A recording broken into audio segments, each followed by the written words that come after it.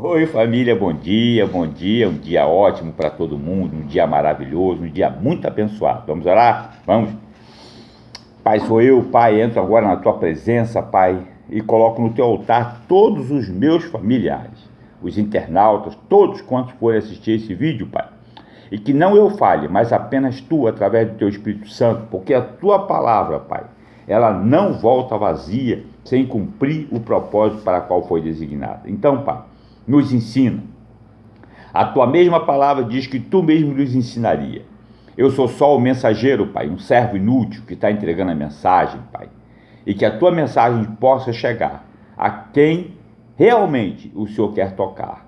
E que possa verdadeiramente ser e se tornar um verdadeiro adorador. É assim que eu oro e agradeço em nome de Jesus. Amém. Família, nós estamos fazendo dois jejuns, né? Um de palavrão, para a gente se abster, né?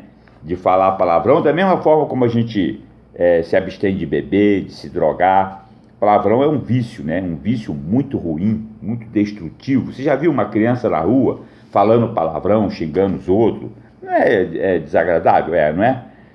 Um adulto também, um velho, xingando palavrão, um xingando o outro, é muito, muito desagradável. E um jejum que nós estamos fazendo que é pela família inabalável, porque nós estamos vendo que a família está sendo profundamente destruída, né? De todas as formas, pelas drogas, pela bebida, pela imoralidade sexual. Isso é visível, a gente vê todo dia isso na televisão. Agora nós estamos lendo Lucas. Lucas está fazendo um relatório maravilhoso para Teófilo, está contando passo a passo, está contando os lugares, a cidade, os quilômetros, as pessoas. Ele fala sobre a dispersão, quando houve a perseguição, que o evangelho se expandiu.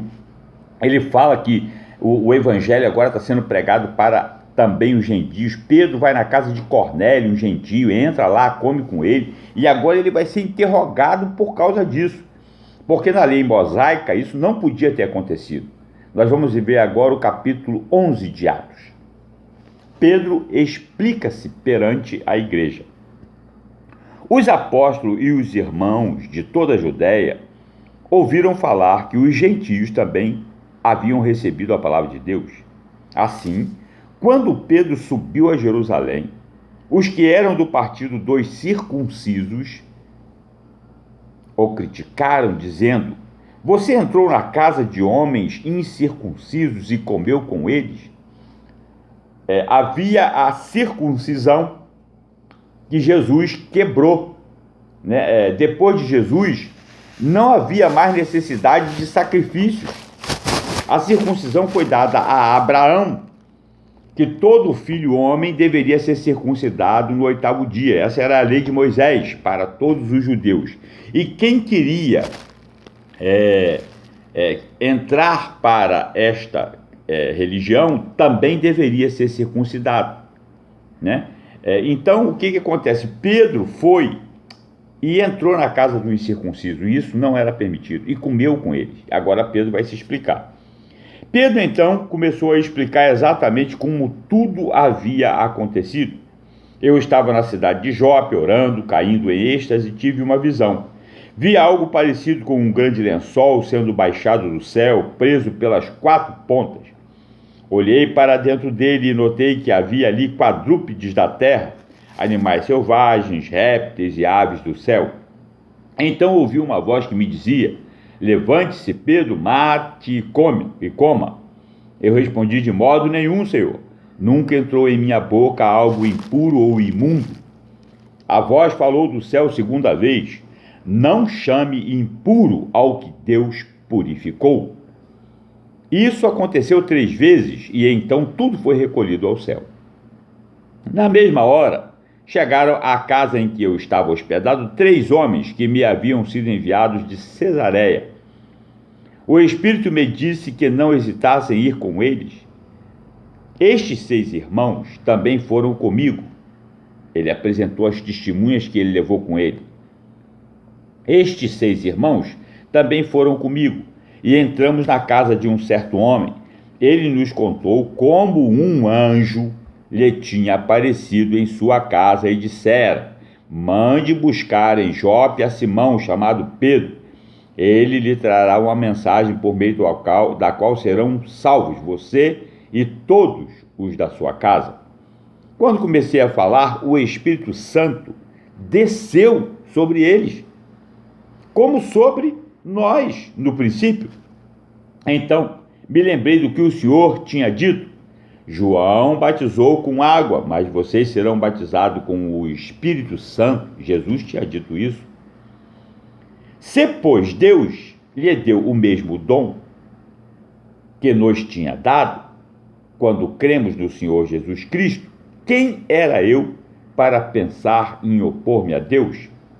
Ouvindo isso, não apresentaram mais objeções e louvaram a Deus, dizendo: então Deus concede arrependimento para a vida, até mesmo aos gentios? Então Deus concede arrependimento para a vida, até mesmo aos gentios? Nós somos gentios. Todo que é nascido de um ventre judeu é judeu. Mas quem não é nascido de um ventre judeu é gentio.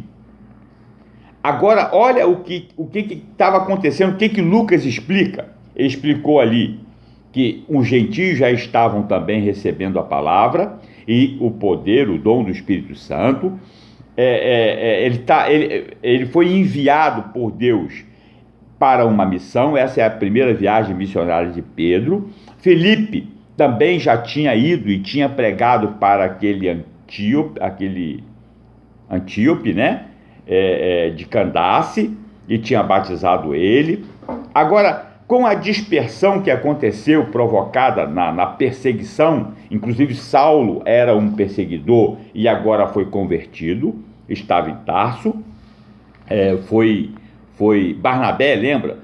Barnabé era José de Chipre, ele era um cipriota, né? Ele era de Chipre, e ele se chamava José, ele era um judeu, ele era da tribo de Levi, ele era um levita, e ele então apresentou Saulo aos apóstolos e depois levou Saulo para Tarso, porque Saulo também estava sendo ameaçado de ser morto. Saulo então estava em Tarso, que era a cidade dele. Agora, com a dispersão, olha o que aconteceu. A igreja em Antioquia. Lucas 11, 19. Os que tinham sido dispersos por causa da perseguição, desencadeada com a morte de Estevão, chegaram até Fenícia, Chipre e Antioquia. A Fenícia, ela era um país de 24 quilômetros, hoje é o Líbano, né? De 24 quilômetros de largura e 240 quilômetros de extensão. Ele estende-se ao longo do nordeste do mar Mediterrâneo, atual Líbano, né? As suas principais cidades, Tiro e Sidom. Na Bíblia toda a gente ouve falar muito de Tiro e Sidom, inclusive Jesus menciona Tiro e Sidom. Eram os filisteus, né? E ele fala também de Chipre, né? Chipre era uma ilha do nordeste do Mediterrâneo, ali Barnabé vivia, né? Uma das suas principais cidades lá era Chipre, era onde José que era o Barnabé, meio enrolado, né? Mas vai desenrolar agora. Então, Fenícia, atual Líbano. Chipre é uma das principais cidades do nordeste do Mediterrâneo, morava Barnabé ali. E a Antioquia. A Antioquia era a terceira cidade mais importante depois de Roma e de Alexandria. Muito bem. Então, chegaram até Fenícia, Chipre e Antioquia, anunciando a mensagem apenas para os judeus. Alguns deles, todavia, cipriotas e sirineus, foram a Antioquia e começaram a falar também aos gregos, contando-lhes as boas novas a respeito do Senhor Jesus. A mão do Senhor estava com eles e muitos creram e se converteram ao Senhor. Notícias desse fato chegaram aos ouvidos da igreja de Jerusalém e eles enviaram Barnabé a Antioquia. Este ali chegando, vendo a graça de Deus, ficou alegre e os animou, e permanecerem fiéis ao Senhor de todo o coração. Ele era um homem bom, cheio do Espírito Santo e fé. Muitas pessoas foram acrescentadas ao Senhor. Então Barnabé foi a Tarso e buscou Saulo. E quando o encontrou, levou-o para Antioquia. Assim, durante um ano inteiro, Barnabé e Saulo se reuniram com a igreja e ensinaram a muitos. Saulo, ele foi discipulado por Barnabé. Agora, Barnabé está levando Saulo para eles juntos discipularem outros discípulos. Saulo estava praticando, exercitando o discipulado. Naqueles dias, alguns profetas desceram de Jerusalém para Antioquia. Um deles, Ágabo, levantou-se e, pelo Espírito, predisse que uma grande fome sobreviria a todo o mundo romano. Isso aconteceu, foi durante o reinado de Cláudio. Lucas está explicando isso. Ele está fazendo um relatório para Teófilo, está contando a história para Teófilo, que é verdadeira e que aconteceu. Os discípulos, cada um segundo as suas possibilidades, decidiram providenciar ajuda para os irmãos que viviam na Judéia, e o fizeram, enviando suas ofertas aos presbíteros pela mão de Barnabé e Saulo. Agora, eles estão enviando Barnabé e Paulo para a sua viagem missionária. Lembra? Isso ocorreu aqui mais ou menos, ó, tá vendo? O princípio, isso aconteceu mais ou menos no ano 40 depois de Cristo. No ano 40, aqui, ó. Foi aqui, ó. Aqui, ó. Então,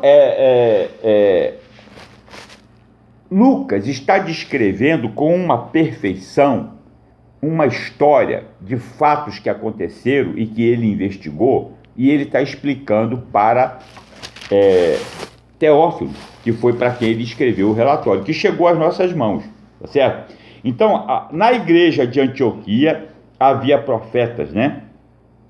E mestres.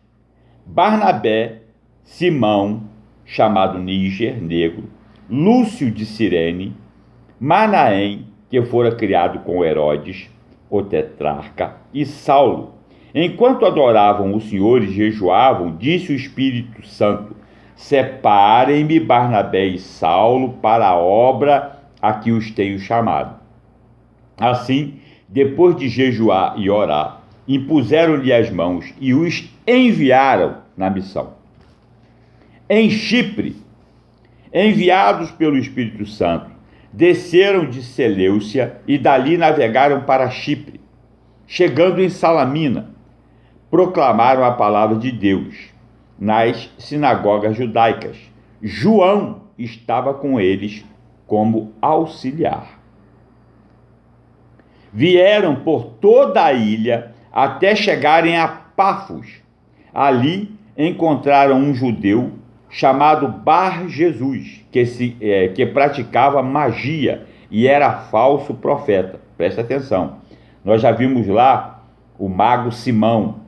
Agora, Bar-Jesus, que praticava magia e era um falso profeta. Ele era assessor do procônsul Sérgio Paulo. Havia um procônsul. O procônsul, sendo homem culto, mandou chamar Barnabé e Saulo, porque queria ouvir a palavra de Deus. Mas Elimas, o mágico, esse é o significado do seu nome, opôs-se a eles e tentava desviar da fé o procônsul. Então, Saulo, também chamado Paulo, cheio do Espírito Santo, olhou firme para Elimas e disse: filho do diabo e inimigo de tudo o que é justo, você está cheio de toda espécie de engano e de maldade. Quando é que vai parar de perverter os retos caminhos do Senhor?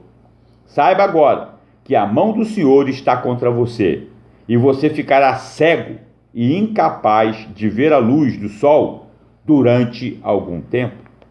Que coisa, né? Que coisa! Pedro já havia, através do Espírito, feito algo semelhante, né? Ananias e Zafira, sua mulher, morreram aos pés de Pedro pelo poder do Espírito Santo. E agora Paulo está profetizando pelo Espírito e o cara ficou cego. Imediatamente vieram sobre ele névoa e escuridão, e ele, tateando, procurava quem o guiasse pela mão. O procônsul, vendo o que havia acontecido, creu, profundamente impressionado com o ensino do Senhor. Até eu também ficaria, né? Você já pensou? Não é verdade? Não, fala sério, ó. Paulo tinha ficado cego, lembra? Ele perseguia Jesus. Ele sabia tudo sobre ficar cego. E sabia também tudo sobre voltar a ver. Porque é incrível, né? A Bíblia é Lucas estava lá. Lucas viu. Pelo que eu estou entendendo aqui, não, né? Mas isso deve ter chegado ao conhecimento dele. Olha, observa a história. Jesus tinha morrido, ressuscitou. Os anos não pararam. Os anos continuaram a andar. Deveria ter ali uns 10 anos, 13 anos após a ressurreição de Jesus. Não tinha muito tempo. Estava tudo muito fervilhando. Hoje em dia nós temos uma velocidade muito grande, mas naquela época as coisas não tinha trem-bala, não. Era na carroça, era no cavalo, carro de boi. As viagens eram demoradas, não é verdade? Mas você vê que toda a história contada por Lucas, ela tem fatos reais, que você vai lá e vive na história. É uma investigação profunda, e daqui a pouco nós vamos perceber que o próprio Lucas é inserido na história. E ele fala, nós fomos, eu e eles, nós, né? Inserido na história. E você vê que o evangelho está se expandindo. A Fenícia, Chipre, haviam sirineus, haviam gregos, e com a dispersão, os discípulos eles eram cada vez mais acrescentados, mais pessoas criam. Hoje a gente não tem aí os aviões que levam cristão para tudo que é lado. Por exemplo, na minha igreja agora tem cristãos que vão para o Canadá. Aliás, na verdade vai para a Dinamarca, né? Eles são cristãos obreiros na igreja, obreiros que participam do dia a dia da igreja. Não é só membro por ser membro, não, eles participam da igreja. E eles vão lá para a Dinamarca, o casal, vão a serviço no trabalho do rapaz. E